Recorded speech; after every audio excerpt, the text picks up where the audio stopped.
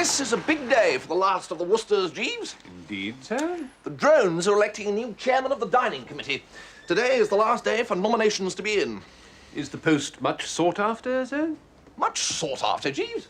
Suffice it to say that 5 out of the last 7 chairmen have had to spend considerable time in the Jim Jam clinic after their periods in office. The rigours and responsibilities of the post, sir? Partly, Jeeves, but mostly the fact that every wine merchant within gargling distance of the metropolis is so keen to get the drones' order that case after case of their most treasured vintage seems to go astray and end up at the chairman's private residence. The ways of commerce are exceedingly odd, sir. That's not to mention the wine tastings, the trips to the vineyard, and the slap-up dinners at Chateau Planck. Am I to infer, sir, that you might be offering yourself for election? Your inference is, as always, slap on the button and leading by a length in the final furlong, Jeeves. I have the ear of Uffie Prosser, and Uffie has the ear of the nominations committee. Save the congratulations for later, Jeeves, but as the French might say, it is dans le sac. I'm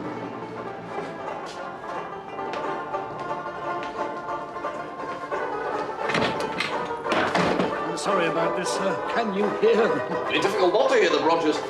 Women and children are huddled in frightened groups as far north as Grosvenor Square. The committee's on the warpath about this, I can tell you, sir.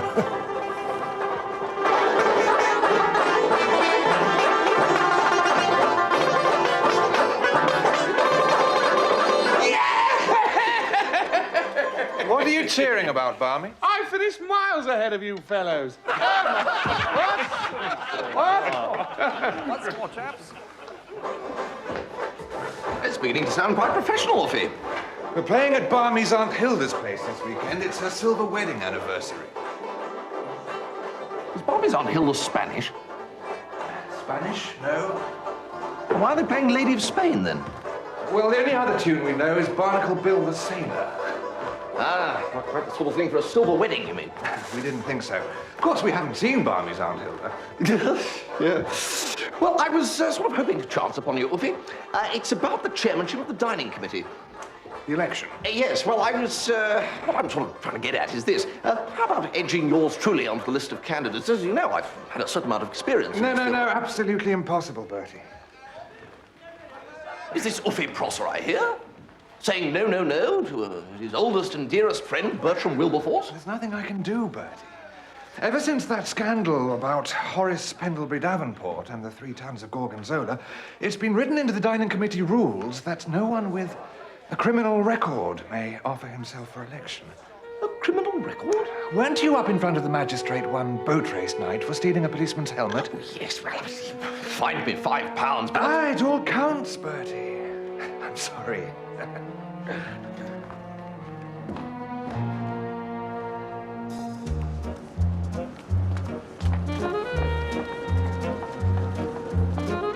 Why, if it isn't Pauline Stoker? Well, Bertie Wooster. What are you doing here? Oh, you know, this and that, back and forth. I sort of live just round the corner. Well, am I glad to see you? Well, likewise, old prune. Are you in London for long? No, just for the day. Buying the wedding dress. That's all charging ahead, is it, you and Chuffy? Of course it is.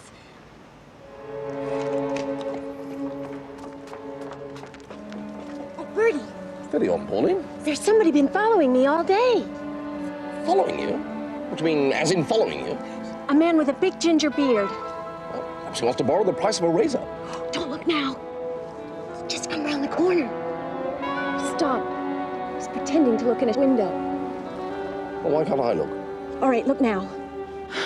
No, he's gone. Bertie, would you do me a terrific favor?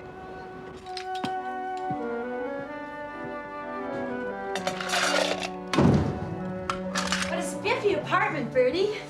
Ah, Jeeves, we shall be going down to Tufnell Hall for a few days. Very good, sir. Good afternoon, Miss Stoker. Hiya, Jeeves. I trust Mr. Stoker as well, miss? When they invented the phrase rude health, Jeeves, they didn't know it would get as rude as my father. Miss Stoker's got a bit of a problem, Jeeves. I'm sorry to hear that, miss. Yeah, some fella keeps following her around. Much as one might disapprove of such a course of action on the part of a gentleman, one is scarcely surprised. Why, Jeeves, you old smoothie. Thank you, miss. So, I've been deputed to act as bodyguard. I shall go down to Tufnell in Miss Stoker's car, and you can bring the luggage down in mine. Very good, sir. Well, you look as if you could use a drink, old girl. I could, Bertie. Then hang on to your hat. In 2 shakes of a dog's tail, you shall be rocked in the cradle of a Bertram special. One doesn't like to intrude, old former fiancé, but you don't seem the usual effervescent Stoker P. Is it this bearded geezer? No, not really. It's Chuffy. Oh, I thought everything was oojar cum spiff on that front. Well, it is. But Chuffy's got this terrible pride, you see. He won't marry me unless he can support me in the style I'm accustomed to. Which, as your esteemed parent owns 3/4 of Chicago with a fair proportion of the state of Illinois thrown in, is a bit difficult. Yes, but Daddy was going to buy Chuffnell Hall from him and turn it into a hotel. Then he'd have had lots of money. Was? You said was going to buy Chuffnell Hall? Well, there's a problem. Something called planning permission or something. Anyway, whatever it's called, Daddy can't get it. A bit difficult, that. Well, yes, but I may have a solution. They don't want a hotel there, but apparently they wouldn't say no to some sort of medical establishment. And I found this very distinguished old medical bird who could run it for us. And I'm sure... Oh, my God. I'm meant to be having lunch with him in 5 minutes. You sure this old medical bird won't mind there being an extra beak to feed? There isn't. He's expecting Daddy to be there anyway. That's the trouble. Daddy isn't too keen on the sanatorium idea. He had his heart set on a hotel.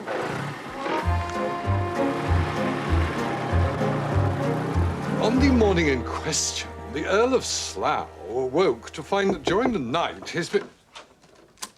Yes, Delia? The Stokers are not here yet, Roderick.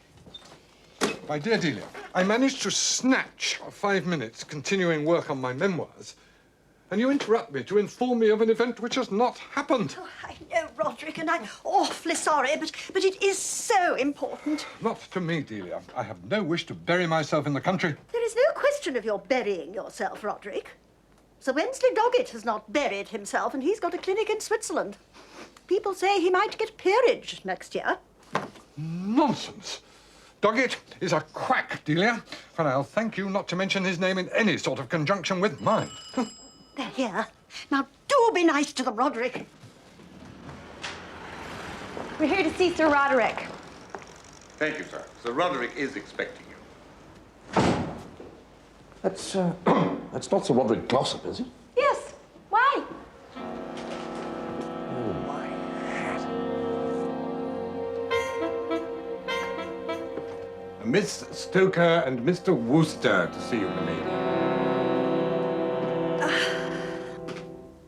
Miss Stoker, how nice. Mr. Wooster. What ho, Lady Glossop? I didn't know you knew one another. Oh, yes.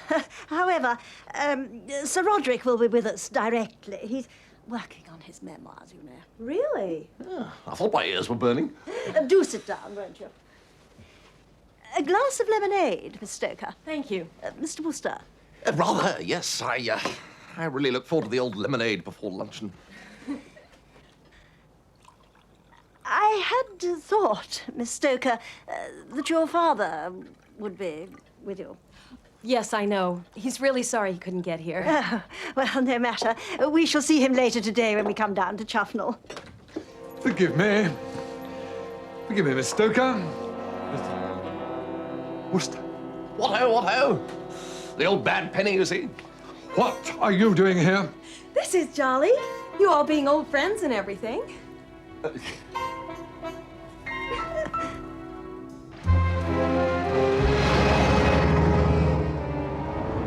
Boy, that'll go in my diary as one of the great lunches of my life. Oh, I don't know. I thought it all biffed along rather well, considering. What had you done to those people, Bertie? I was once engaged to their daughter. Ah.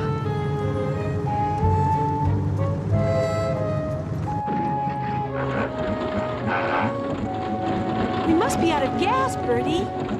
No, I'm fairly sure these things run on petrol. Oh, Bertie, do something. You're going to stop, are you?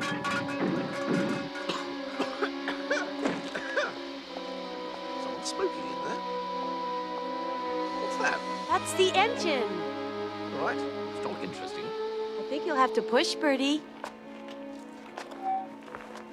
Getting dark, Bertie. Can't we go any faster?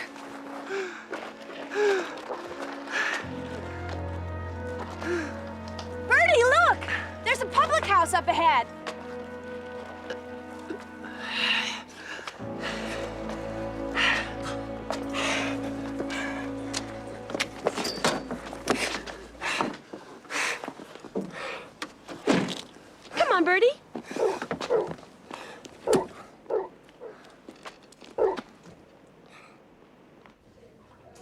course, we don't get many visitors, like, but you're very welcome to the two little rooms we have got. Now, there's one there, and the other one is here. The bathroom's down the hall. They'll be just fine. Good.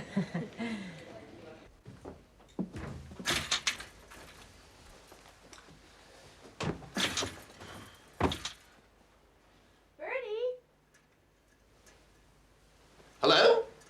Lucky old Chuffy can't see us now, eh? Lucky? Why?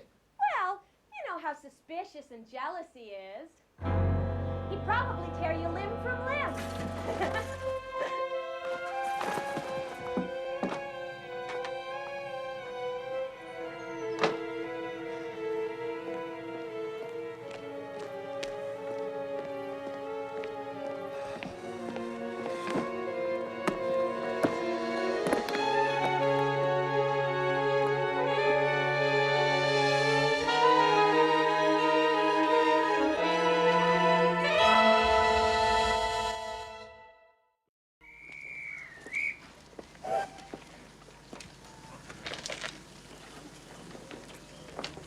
Good morning, Miss Stoker. Good morning, sir. Ah, Jeeves. Miss Stoker's car broke down, Jeeves. In Wiltshire. I surmise that something of the kind had taken place, sir. Mr. Stoker was inquiring after you at the hall, miss. Oh, Lordy. You didn't tell him I was with old Sweet Cheeks here, did you?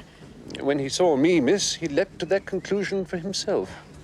Was he cross? I could not say, miss. A darker hue suffused his cheeks, and he attempted to kick a passing cat. I better get back to the yacht and explain things.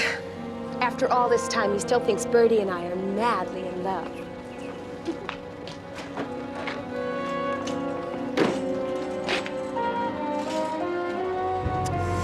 My dratted engagement to Pauline Stoker seems to dog the footsteps, Jeeves. Indeed it does, sir.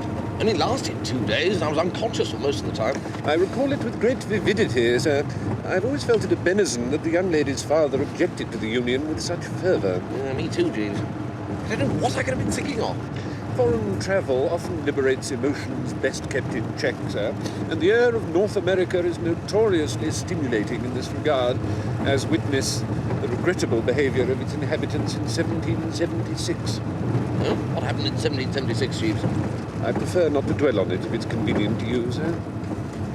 Yeah. Well, all I'm saying is I wish old man Stoker could forget that I was ever engaged to his dratted daughter. Chuffy, too, if it comes to that. He doesn't know I was with Pauline last night, does he? I could not say, sir. I did not see Lord Chuffnell last evening. Ah, Bertie! Good to see you. What, old Chuffy? I don't think it's an awful crust me just arriving like this. What? No, no, no, no, no. My casa is your casa. What? I say, Bertie, I don't suppose Jeeves would battle for us tonight, would he? Well, I'll ask him. And the old Birdwood had to retire. We couldn't afford to replace him.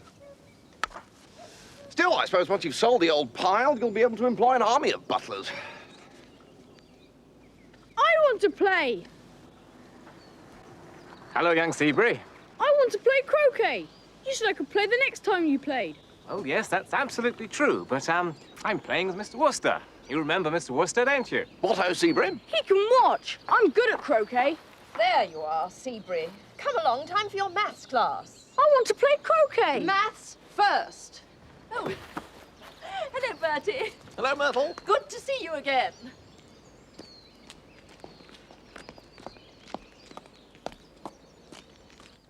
It's on a knife edge at the moment, Bertie. If he can get planning permission, old Stoker's going to take this heap off my hands in return for vast amounts of oof. And I'll be engaged to his beautiful daughter. Yes, it's not going to be a hotel now, I understand. No, Pauline met this woman called Glossop, and she's keen to get it turned into a sanatorium with her husband running it. And he's down here staying at the local hostelry, isn't he? What, Stoker? No, he's on his yacht in the harbour. No, I meant Glossop. Oh, yes, he's at the hotel. Why, do you know him? Yes, I was engaged to his daughter Honoria once. Oh, Bertie, is there any girl you haven't been engaged to?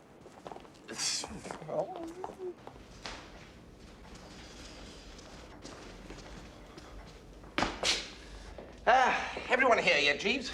Stokers have not yet arrived, sir. but Sir Roderick and Lady Glossop are in the drawing room. Oh, Lord. Well, better go and face the music, I suppose. This room will do wonderfully well for your office, don't you think, Roderick? Oh, yes. Perfect. Possibly, possibly. I shall, of course, retain my consulting rooms in Harley Street. So many of my patients rely on me. It must be a fascinating life, Sir Roderick. It has its rewards, Mrs. Pongleton. The Marchioness of Clapton said to me only last week. Otto? Wooster! Well, here we are again, what? You two know each other, I believe. We do indeed. And what's more... Would you like a glass of sherry, Bertie? Mr. J. Washburn Stoker, Miss Stoker, and Master Dwight Stoker. Stoker. Good evening. Evening. Dwight. Darling. You know everyone, I believe. My sister, Mrs. Pongleton. Sir Roger and Lady Glossop. Oh, and Mr. Wooster. What in Hades is he doing here? Oh, you know, usual sort of thing. Is that the one you were engaged to? Dwight? He was engaged to my daughter, too. What? Well, you know, an engagement here, an engagement there. Let's all go into dinner, shall we? It's Dwight's birthday tomorrow. Oh, and how old is the dear little fellow? He's 9. I'm gonna have a swell party. I do hope you can come, Seabury. Oh, yes, he'd love to come. We've got this wonderful troupe of black-faced minstrels coming to do the entertainment. I bet you've never had minstrels at a birthday party before. I hate minstrels anyway. Oh, yeah. Oh, minstrels. Roderick, do tell them about the Duke of Tooting. Duke of Tooting? Yes. Ah, yes, the old Duke had a minstrel's gallery at the family seat, Tooting Hall. And every night at dinner, he used to excuse himself, creep up to the gallery and drop boiled sweets on the guests below. I mean, everyone knew it was him, of course, but they had to pretend not to. The family had to call for me eventually. Bertie once dropped a blancmange on the Bishop of Woolwich while we were at Oxford. On a bishop? Yeah, well, fair's fair, Chuffy. It wasn't really meant for the bish. It was meant for Boko Fittleworth, but unfortunately, from above, they look very similar. I do not find this funny, Wooster. Well, no. You had to be there, really. Anyway, he looked up to see what was happening, tripped over the steps, and fell straight into the charwell. At least it washed off the blancmange. Happy days, happy days. You didn't say that when they arrested you. Arrested? A boyish prank. And this is the sort of man you choose as a friend? Yes, I know. But he means well. Anyway, he was fried to the tonsils at the time. Do you mean intoxicated? Means well. A man who makes a mockery of the church, a jailbird, a drunkard, a womanizer. Oh, now come.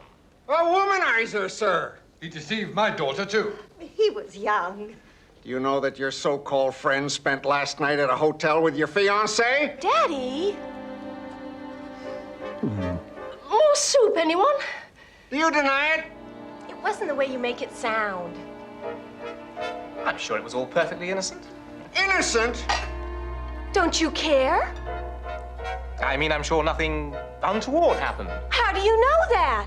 How dare you? Pauline? You just take me for granted.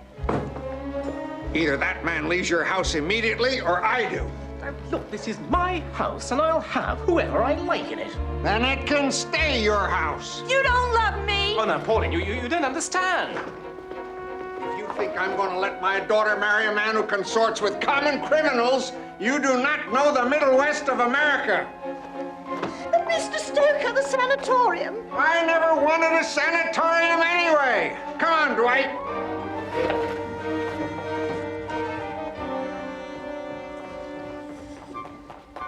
I think you can clear the soup now, Jeeves. Very good, madam.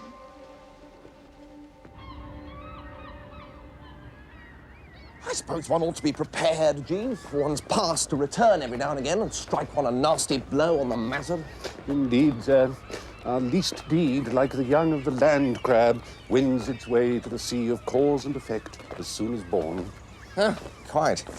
But it hardly seems fair that it should also strike the mazzard of one's chums. No, sir. Now, this ancient matter of the blancmange and the bishop has come back to haunt poor old Chuffy.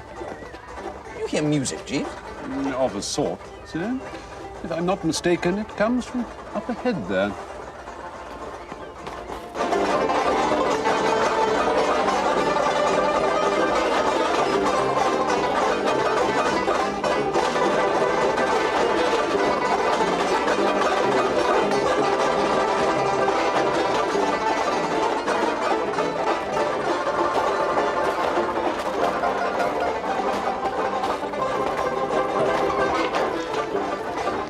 Necessary for these minstrel fellows to blacken their faces in order to play the banjo and sing songs, Jeeves.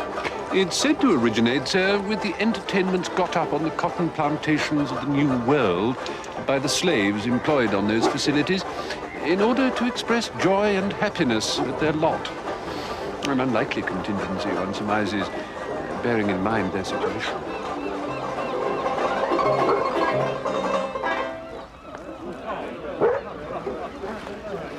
Odd that these fellows should have been playing Lady of Spain too, though. That's the only tune that the chaps at the drones know. Thank you, Bertie. Who's in there? It's me, Barmy. Barmy? What on earth are you doing here? We're down here to play at my Aunt Hilda's silver wedding party. What are you playing on the beach for? Well, we can't very well practice at Chuffnell Parva. It's meant to be a surprise. And we thought we'd give the holidaymakers a bit of a treat. You're taking money for making that racket? Absolutely. And we've got a job playing on that yacht at a kid's birthday party tonight. With old man Stoker? Oh, do you know him? He's paying us £5. My mother's going to be absolutely thrilled. She's always saying I should work for a living.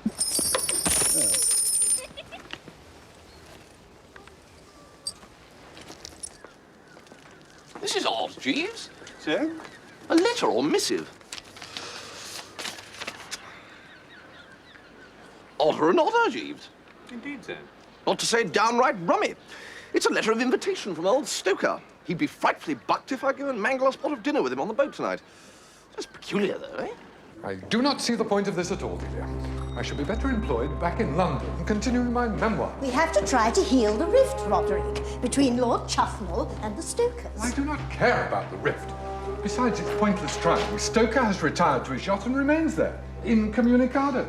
It's Lammas Eve tonight, sir. Don't you be late now. I beg your pardon. We lock up early tonight, sir. Old Boggy walks on Lammas Eve. Superstitious rubbish. Old Boggy? We don't know any boggies, do we, Roderick? I must say, Jeeves, jolly decent of old Stoker to extend the olive branch like this. Ahoy, Gypsy Queen! Ahoy, Jeeves. It is the correct form of nautical address, sir. Sort of thing they only said in books. Who is it? It's Mr. Wooster and his manservant requesting permission to board, sir. Come aboard.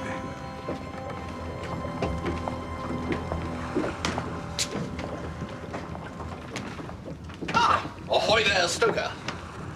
Well, well, well. Well, fine-looking craft, this. Well, we like it. Why don't I show you over? Dash civil of you.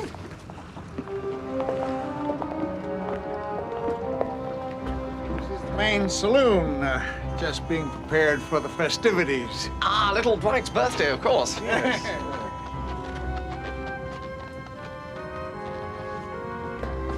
Is Pauline around this evening? My daughter? She has a headache. Let me show you one of the staterooms. What do you think of that? Well, very nice. Go in, have a look around. Huh.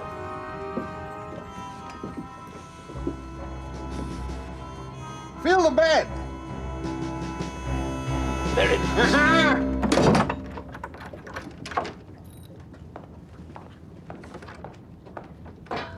Mr. Stoker appears to have locked us in, sir. Good heavens. What on earth has he done that for? Why can't I go to the party?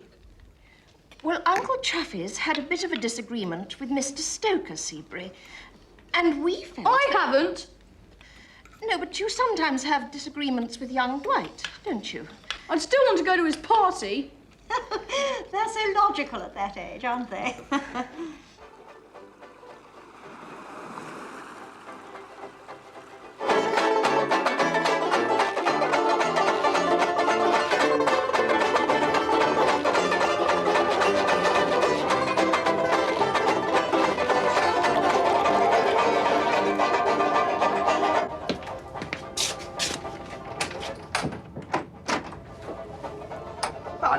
Stoker. Wait outside, Jeeves, would you please? Very good, sir. Now, look here, I know this is trespassing on your time. Could you possibly tell me what on earth this is all about? You don't know? Hanged if I do. And you can't guess? Hanged if I can. Wooster, you spent the night at a hotel with my daughter. No.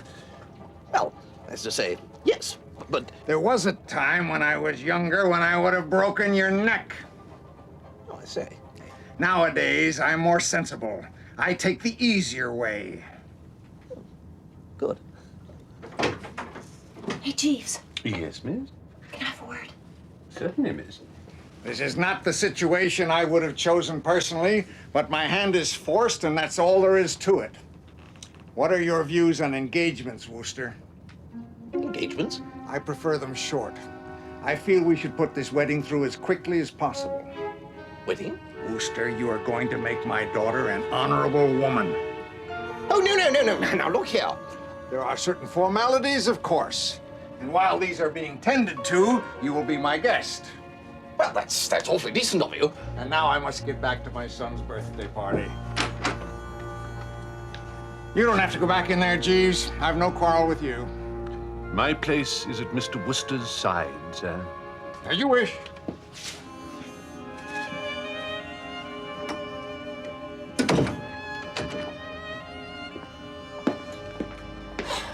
You're abreast of the latest developments, Jeeves? Yes, sir. He's going to make me marry Pauline. Miss Stoker related to me an outline of the plan that Mr. Stoker had made, sir. By Jove, Jeeves. An idea suddenly occurs to me.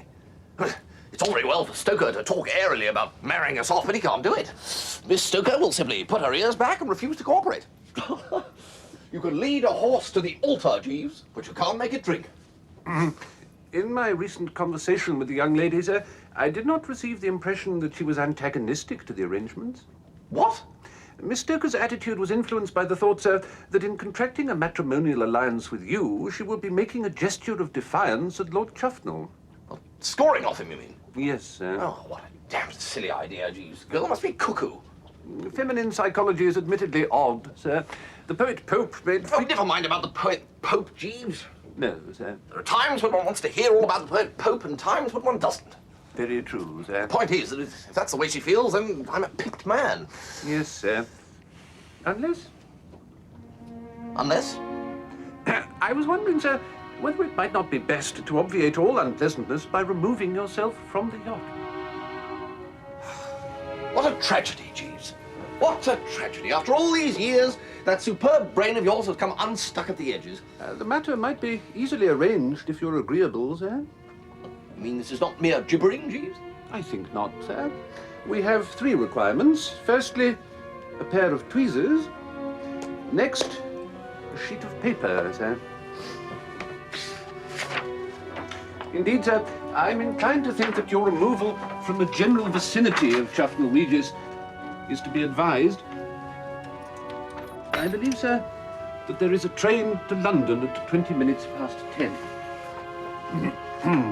Good heavens, Jeeves. Thank you, sir. But you said we needed 3 things. Oh, indeed, sir. While at liberty, I ventured to purloin this. And what is this, Jeeves? Boot polish, sir.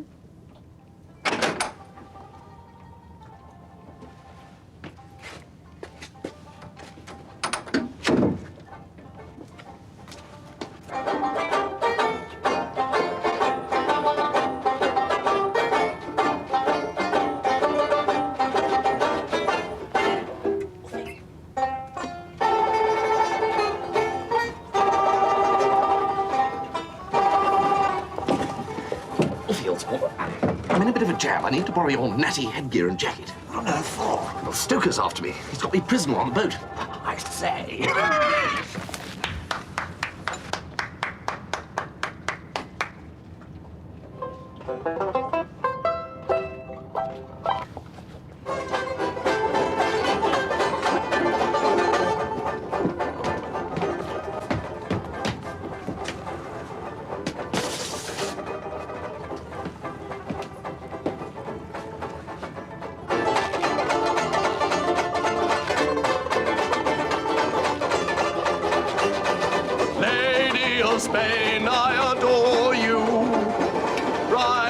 the first time I saw you, my heart has been yearning for you.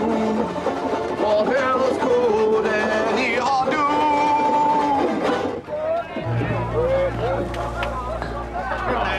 He recognizes me. I'll have to jump over the side. Splendid. Ah, Splendid. good night. Thank you so much. Thank you. Good night. So much. Thank you.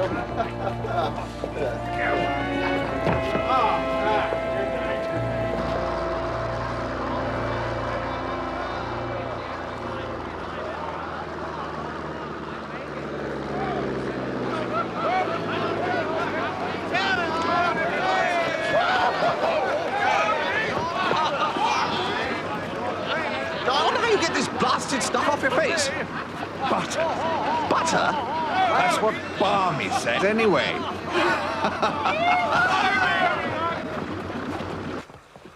John! I tried to reason with him, sir, but nothing would dissuade him. Where's he gone? He swam ashore, sir. It is my conjecture that he has gone to catch a train to London. Well, he's not going to get out of his responsibilities as easily as that. On the other hand, it is possible he may return to Chuffnell Hall. I could try the station, but how can I go back to the hall? It might be managed by stealth, sir. You mean creep up to his bedroom? Merely a proposal, sir. And nab him where he lies? Precisely, sir. It would be a famous victory were you to abstract Mr. Wooster from under their very noses. You're right. You're right. But what if anyone saw me? If I might make a suggestion, sir. Oh, go ahead, Jeeves. In operations of this type, particularly if they are of a nocturnal nature, it is often thought necessary to resort to camouflage. Hey! Exactly, sir. A blackened face will often conceal one from all but the most assiduous searcher. Sort of melt into the darkness. Yes, sir. By Jiminy Jeeves, I'll do it. I'll look for him at the station. And if he's not there, I'll know where to find him. Thinks he can make a fool of J. Washburn Stoker, does he?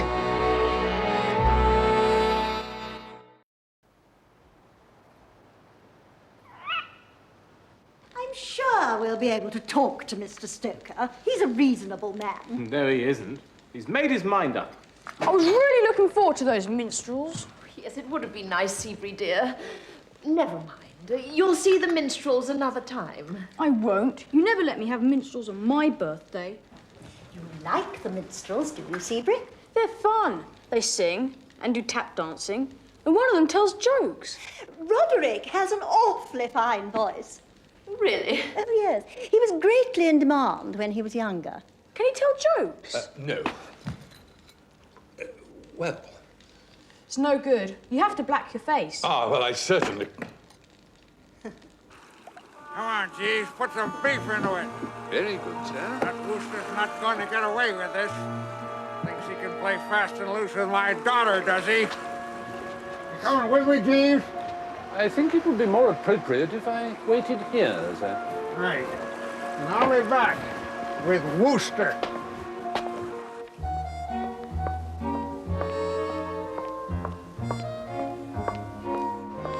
I'll be glad when that last train's gone and I'm safe home tonight, Cedric.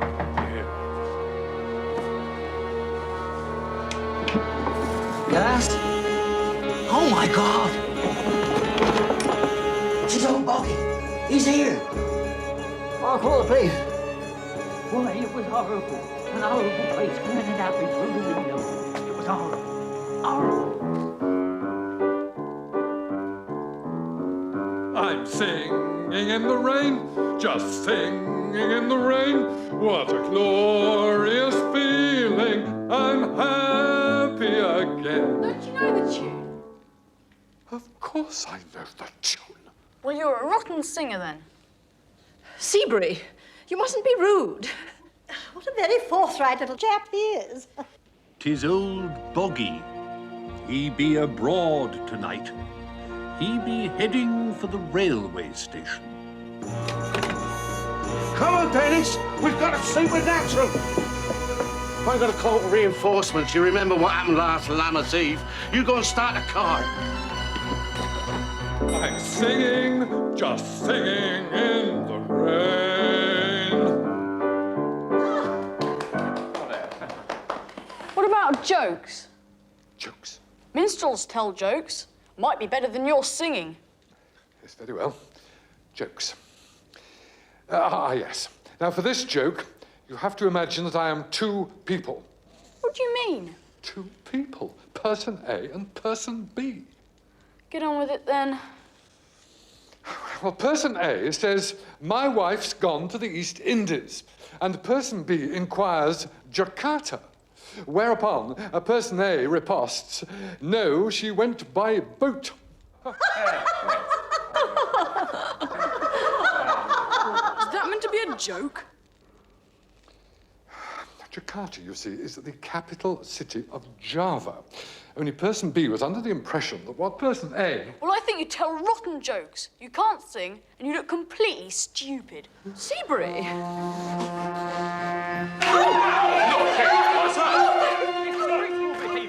Get out! And stay out! I have every intention of so doing. Back.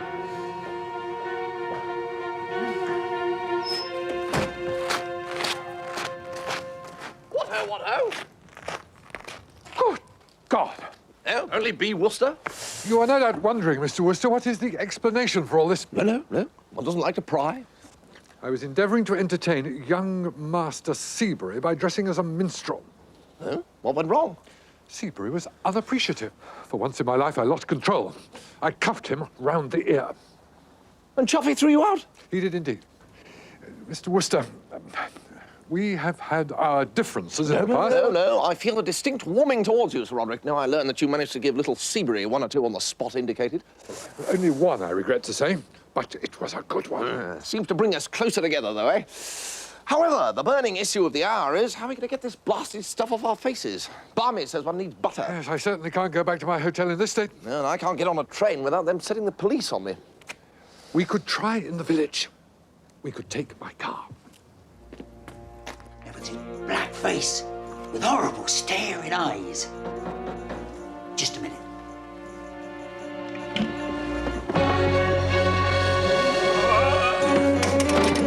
It's him! He's back!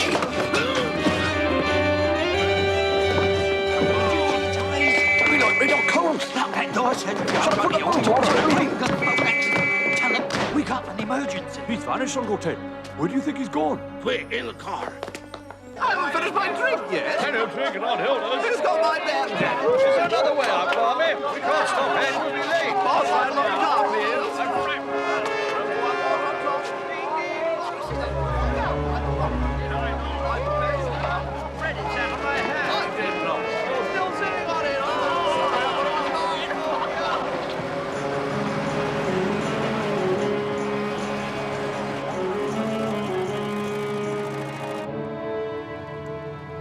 Can we find butter in this godforsaken place? I say, Aunt Hilda will have butter. You have an aunt nearby? No, but Barmy Funky Phipps does. Chuff called Parva, the other way through the village.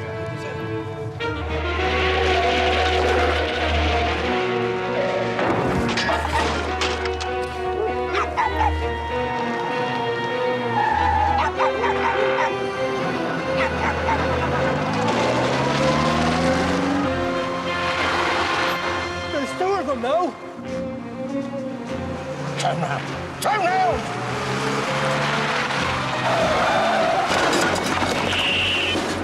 There you go, Dennis.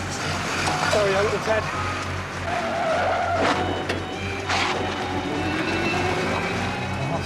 Fast now, Dennis. I hates the devil and all his works, Uncle Ted. Very commendable, Dennis. But this is a new car.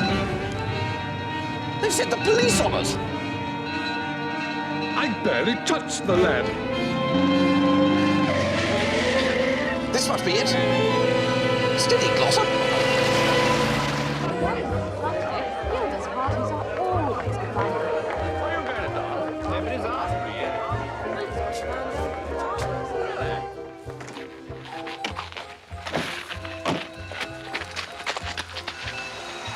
Now, you mind your manners here, Dennis. We're dealing with the upper crust here. They don't understand about boggies. All right, Uncle Ted.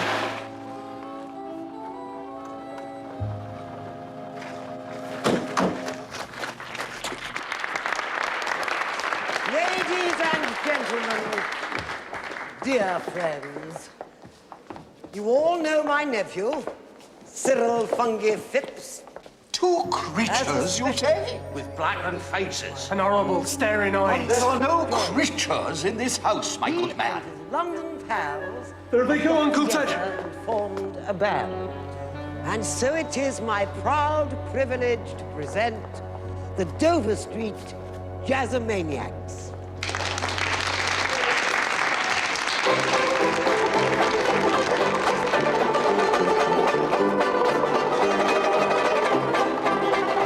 Oh, my God! Don't you fear, nephew. Old Boggy and his cunning has sought out the ideal place to conceal himself. You mean some of them creatures up there is not buggies? Some of them's as human as you or me. Question is, which ones?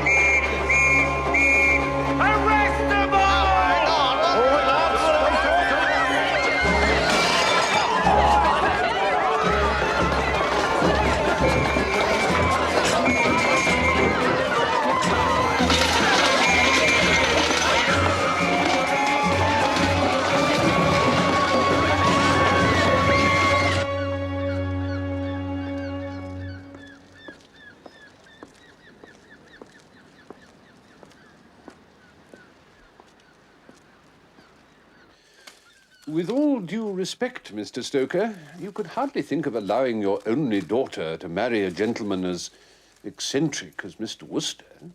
Hold hard, Jeeves.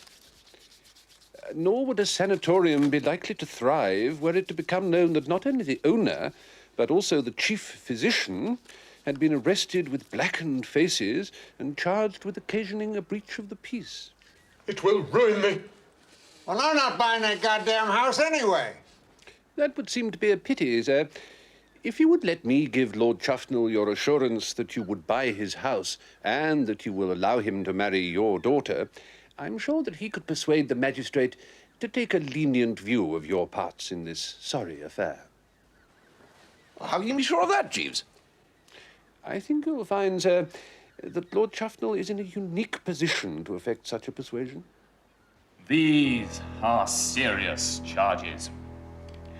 But I'm inclined to believe that you, Alfred Trotsky, and you, Frederick Aloysius Lenin, were led astray. That you are discharged.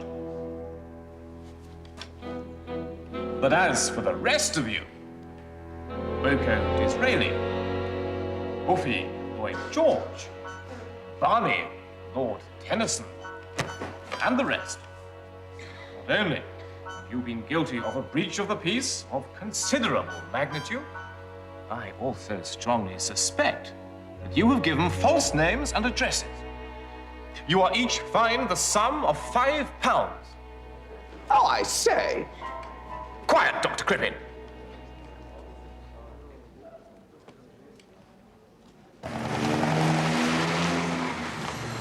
Well, I don't think there was any need to describe me as eccentric, Jeeves. It was a word that Mr. Stoker would readily understand and disapprove of, sir. It was essential that matters be brought to a speedy conclusion. Oh, yes, I appreciate that.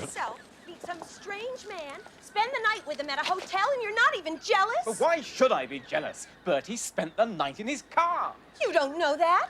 I do. I saw him. What do you mean? I saw everything you did in London. I followed you. You were that creature in the ginger beard. I thought it rather suited me. How dare you? You trust me so little you have to follow me about all day? You worm! But you were just complaining that I trusted you too much. That's a totally different thing. To care about me is one thing. To put on a false beard and trail about London after me. Yes, well, that bit of your little scheme seems to have gone rather agley, Jeeves. Oh, I hardly think so, sir. I imagine that the young couple will spend much of their happily married lives in a state of similar emotional turmoil. Well, wouldn't do for me, Jeeves. Indeed not, sir. Pauline! Stefano! I was just saying to my good friend Sir Roderick here, we all ought to all go down to the yacht and open 1 or 2 bottles of the best champagne. Champagne? To celebrate the purchase of Chuffnell Hall? And your engagement. Oh, Daddy! Oh, it seems a bit chancy to me, Jeeves. Not entirely, sir. The essential goal was to demonstrate to Mr. Stoker that even an innocent man can sometimes come close to a criminal record. But how do you know he was going to be arrested when you sent him ashore? It is often profitable to study local folklore, sir. It seemed unlikely that with his face blackened, Mr. Stoker would get very far on the night Old Boggy is said to walk.